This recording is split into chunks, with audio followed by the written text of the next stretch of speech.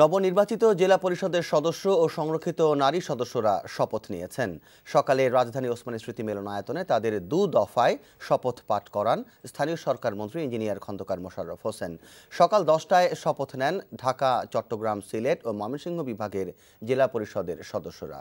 মাঝে বিরতি দিয়ে শপথ পাঠ করানো হয় রাজশাহী, খুলনা, বরিশাল ও রংপুর বিভাগের জেলা পরিষদের সদস্যবর্গদের। সব মিলিয়ে ১,১৬৯ জন সদস্য আজ শপথ নিয়েছেন। ২৪টি জেলার ৫১ জন সদস্য আইনগত জটিলতার কারণে শপথ নিতে পারেননি। স্থানীয় সরকার মন্ত্রী এ সময় সততা ও নিষ্ঠার সাথে নিজেদের উপর অর্পিত দায়িত্ব পালনের জন্য নির্বাচিত সদস্যদের আহ্বান জানান। জনপ্রতিনিধিদের ভোটে গত ২৬ ডিসেম্বর জেলা পরিষদের চেয়ারম্যান ও সদস্যগণ নির্বাচিত হন।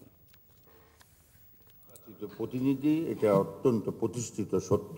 জেলা পরিষদের নবনির্বাচিত চেয়ারম্যান ও সদস্যগণকে দেশের উন্নয়নে সততা ও নিষ্ঠার সাথে কাজ করবেন।